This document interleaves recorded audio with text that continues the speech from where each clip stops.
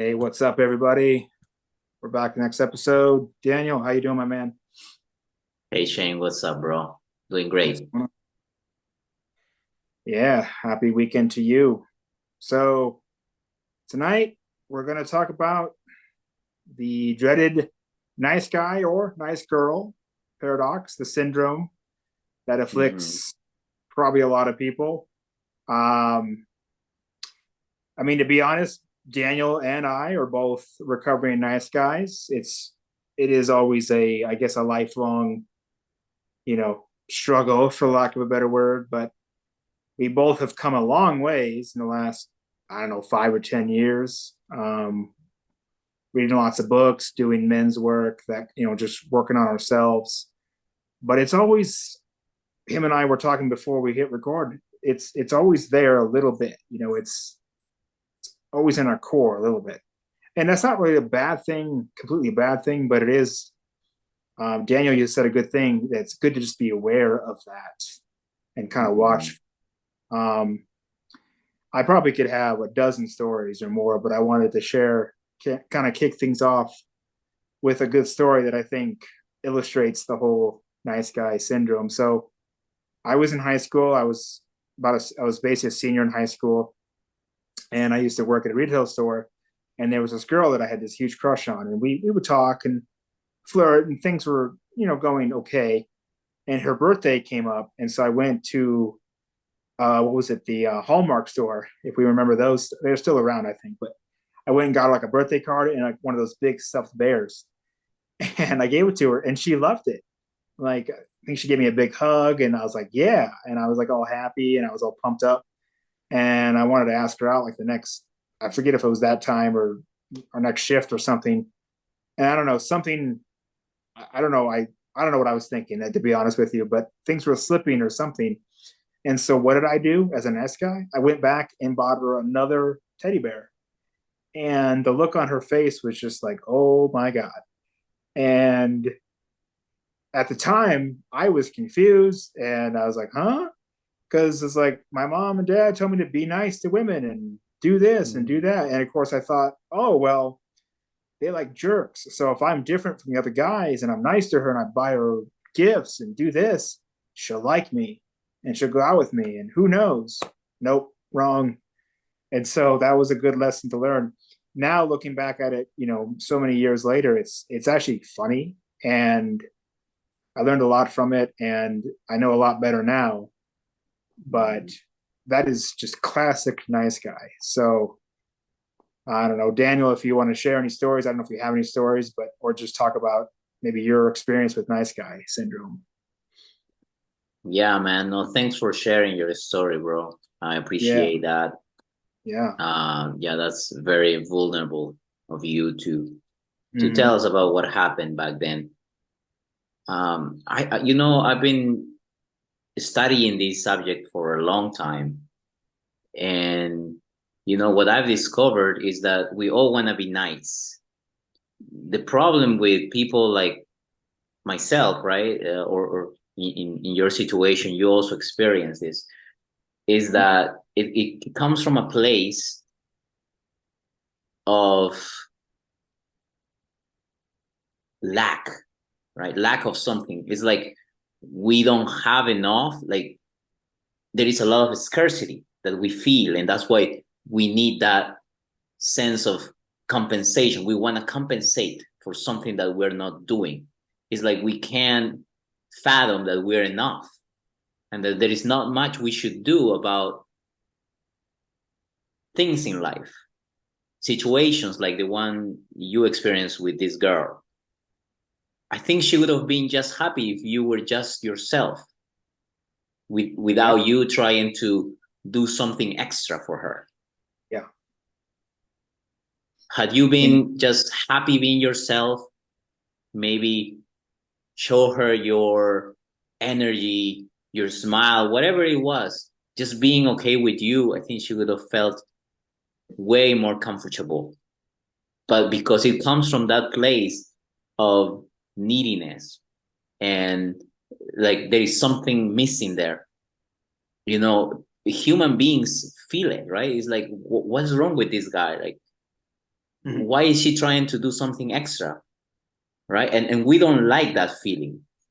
And I've discovered the same exact behavior in myself.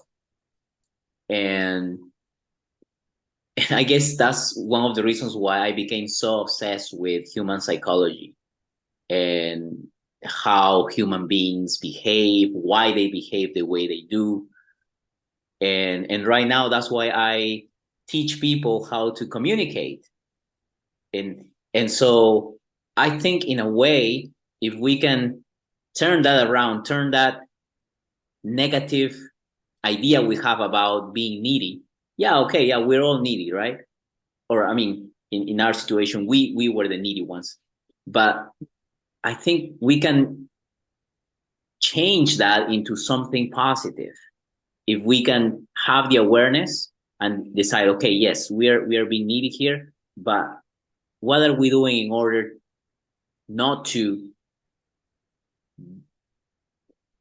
repeat the same behavior and just perhaps use it to work on ourselves, right? We because as soon as we understand there is some work to do, we can start working on ourselves.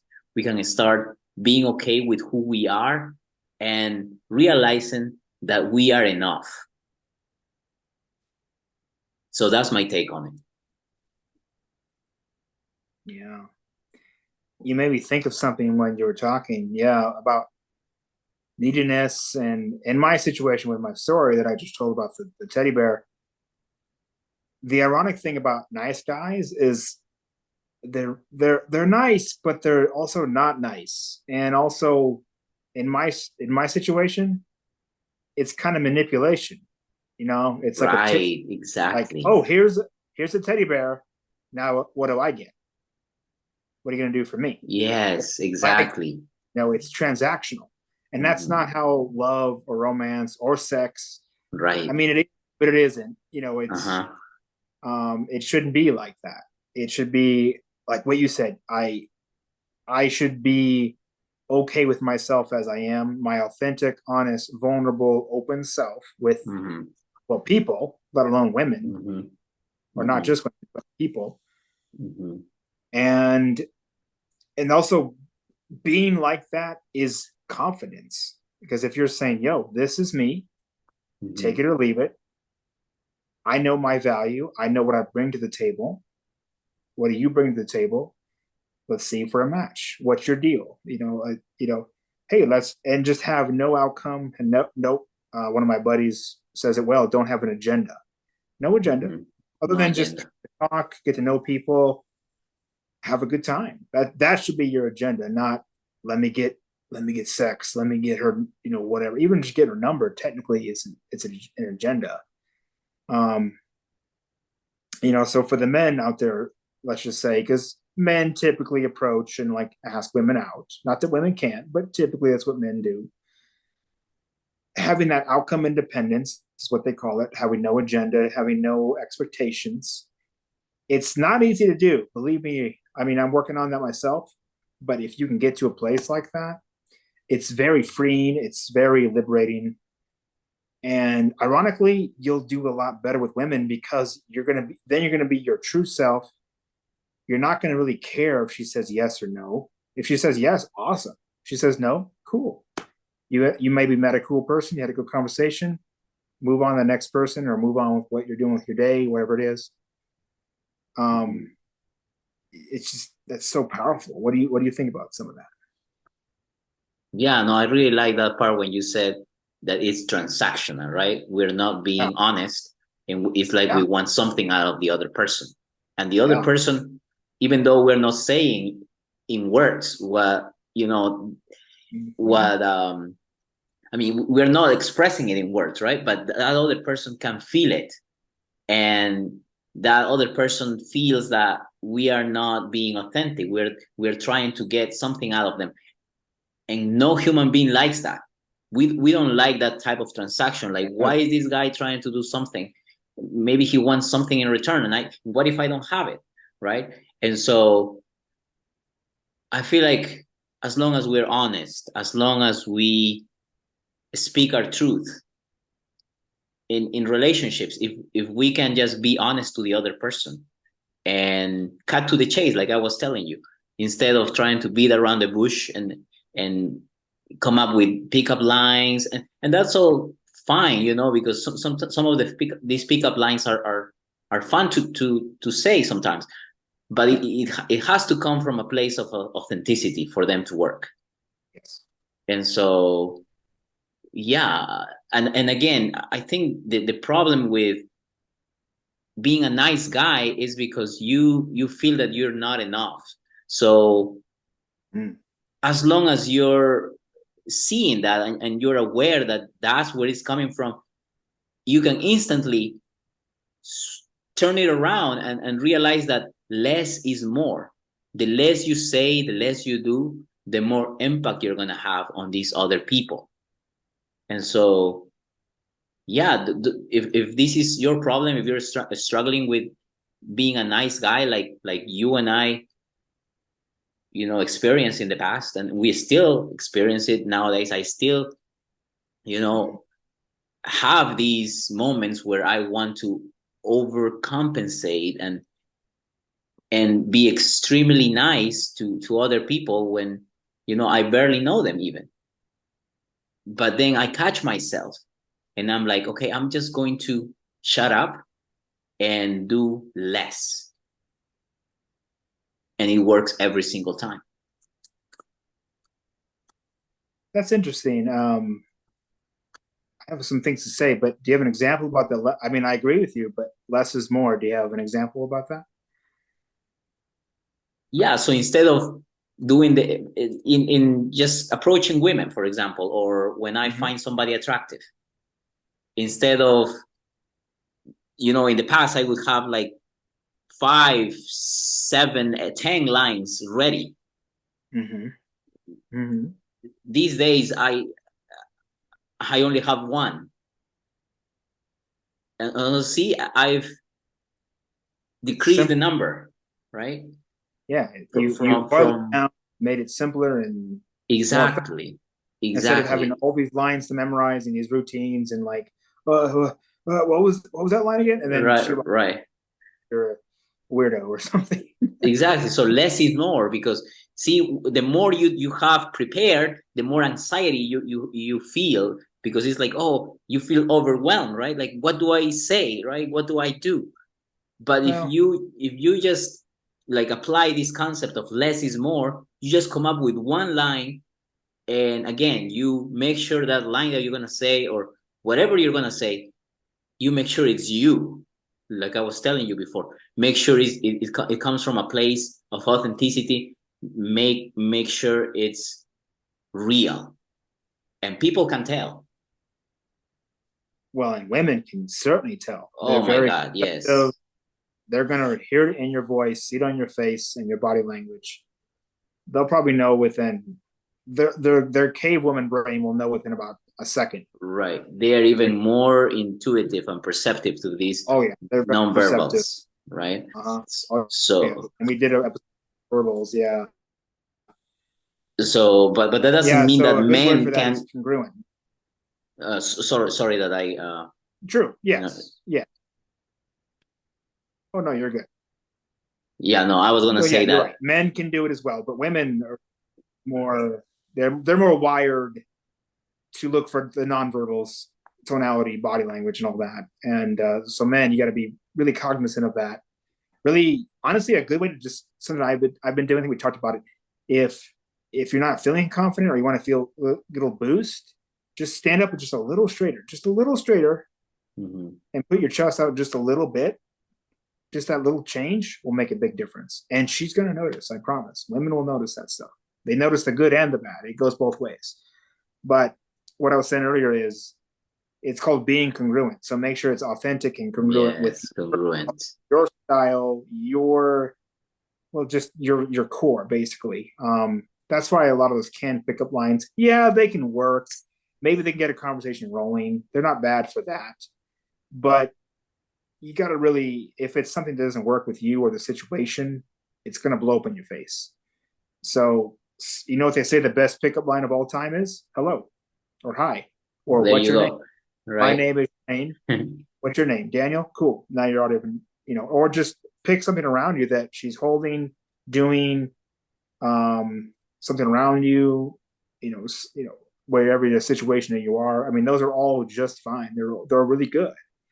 And if you pay attention to what's around you, you can probably find 24 things to talk about, most likely, or at least a few things.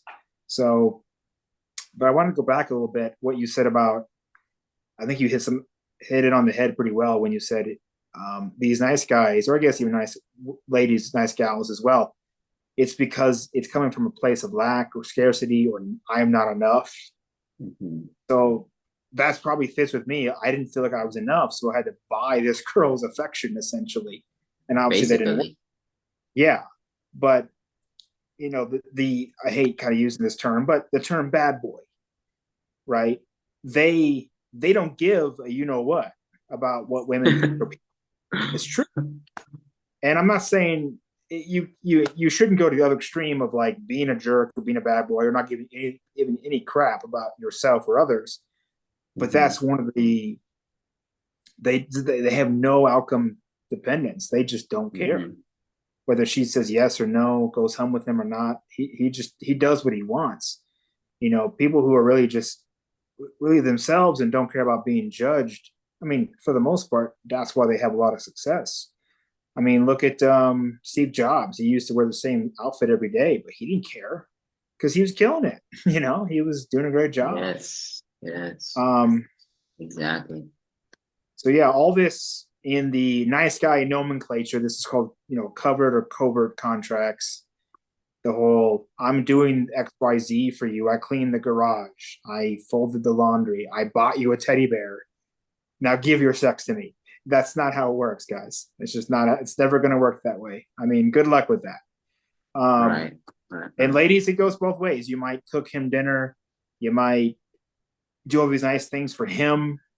Yeah, it might work once in a while. I mean, I don't know. But it's, don't just basically sacrifice, you sell yourself out to make someone like you. It's not going to work, or at least not work long term. So Yep. Agreed, man. And you just said something that also made me think of. Good. I think, Shane, that part of the reason we are being extremely nice, overly nice to other people, is because we are not doing what we're supposed to do regarding our mission. Right? Because just like Steve Jobs, he was on a mission. Oh yeah. He didn't have time to be nice if he didn't want to be nice, right? So you just made me think that perhaps the reason why most guys are too nice is because they are not doing things that matter in their life. And so, of course, they have nothing better to do.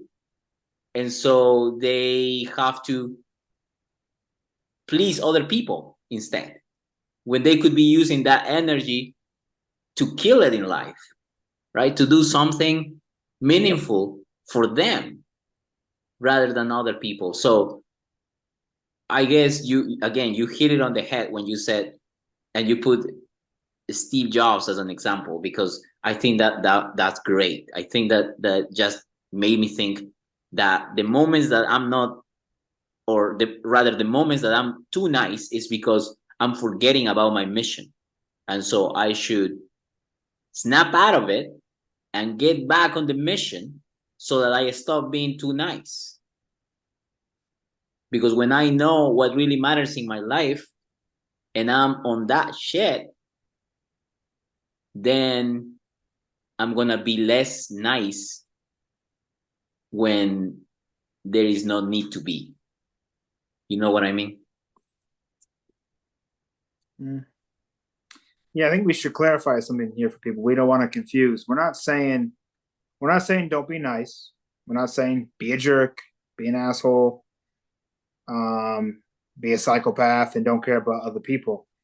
You're still a nice, decent human being who does the right things and all these things, but you have boundaries. you have limits, and you're able to say no. That's also very powerful. Instead of being Yeah. puppet or the lapdog of like, hey, will you help me move my apartment at 3 a.m. on a Sunday morning? Well, sure, because you don't want to be a bad guy, right? No. If you don't want to do that, say, listen, that doesn't work for me. Either I just can't help you, I don't want to help you, or can we do 3 p.m. on Saturday? That works better for me. Okay, cool. Whatever it is. So just don't be bending over backwards and basically forsaking your life and your friends and your family and your partner, whatever it is, for this or that. You gotta have your boundaries and be able to say no. Um, what do you think about that, Daniel? Yeah. No, excellent, bro. I think Yeah. there is this book, it's called The Power of No. And I really like it because it's simple, right? It's just one simple word, very very short word, by the way, right? It's just two letters, right? No, but it's so powerful, you know. And so again, it makes me think of the same principle that I mentioned today: less is more. Yeah. And so don't be afraid to say it, guys. I grew up being afraid to disrupt, conversations, like to confront people when I wasn't, Mm-hmm. happy with what they said. Yep. But I had to eat it out and put up with situations that I didn't like because nobody taught me how to say no. And so if I could call my younger self, I would probably start by telling them that, right? Hey, don't be afraid to stand your ground and say no when you feel like doing that, right? So yeah, bro. That's it for me. Yeah. Quick story. My last relationship. I was seeing this girl. We had just started seeing each other. We had like 3 or 4 dates, and we were talking about our next, date, and trying to figure out Mm-hmm. schedules and stuff. And it was like a Friday or a Sunday. We're like our 2 dates that we were like, okay, well, let's see what day works for you. Maybe we can do this. And she's like, well, how about we do Friday and Sunday? And at the time, I was Mm-hmm. like, I don't. In my head, I did a quick calculation in my head. I'm like, I don't want to do that. I want to just. At this point, we're still early on. Plus, I have other things I want to do, and I need space for my time for myself. So I said, listen, I prefer to just keep it at once. Let's just do one or the other. So let's do Friday, but let's skip Sunday. I easily could have been a nice guy and been like, oh, well, whatever you want, or I don't want to lose this girl, right? So I better Mm-hmm. say yes. No, I said no. I mean, nicely. Like, don't be an asshole about it, but be nice. Um, and yeah, we ended up dating for quite a while, but that was a pretty recent example Mm-hmm. of um, the power of no, as you said, as that book says. Yeah. And going back to the whole mission purpose, I mean, I don't know. I think this applies to both men and women, but especially for men, having that purpose, having that path, whatever you want to call it. Um, Now that doesn't mean you should just be a workaholic and never see your partner or your family. That's also very bad. But just focusing on Right. what's important to you, whether it's a side hustle, your career, making time for yourself, making time for your friends, your hobbies. That's all very important. And ladies, same thing. If you put all your eggs in the relationship basket, you put all your happiness on him and the relationship. I've been that guy where the girl has done that, and it's not a good long term plan. It's not a good business model because he's going to feel smothered. There's a lot of pressure on him, and you're going to feel like your needs aren't being met because he's not meeting all those needs because all your needs are on him. And and it goes both ways. Guys, don't be needy on a girl. You don't have your own life. Have your own stuff going on. Doesn't really matter what it is. You should have your own life and your friends and your support system. A hustle, your career, your hobbies, your alone time. Also making time for laundry and life, bills, making sure your finances are in order. Mm-hmm. Um, I'm reading a book right now called dating essentials for men, and he has a really good analogy. This might be a good wrap up right here, but he says, a special person, whether it's a guy or a girl, they should be the icing, not the cake. So bake a good cake, then you find your icing, boom, you put that on the cake. Exactly. Yep. So excellent. make Yes, that good. bake that good cake. Yes. Focus on your mission. Yeah. Set boundaries. Yeah. Yeah. Learn. Yeah. Learn, grow, expand, try new things, comfort zone, travel, whatever it is. Oh, and then I meet this cute guy, this cute girl. Awesome. Bonus. That's what it should be. Enough said, bro. Enough said.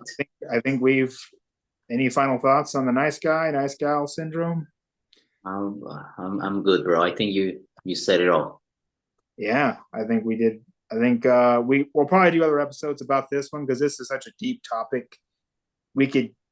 I think we should break this down into like different areas of life, but this is a good kind of overall starting point for us because this is a huge thing. I think this is always going to be an issue for men and women.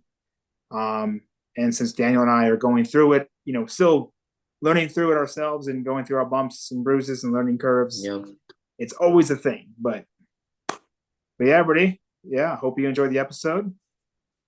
Daniel, my man. Yeah, even the fact that we're talking on this podcast is part of our change to become less needy. Yes, so, and I think if I may say so, we're both doing a pretty good job of that. But we're gonna have our bad days too. So just like yes, sir. Anyways, guys, thank you for tuning in. We'll see you around. Peace. All right. See you next time.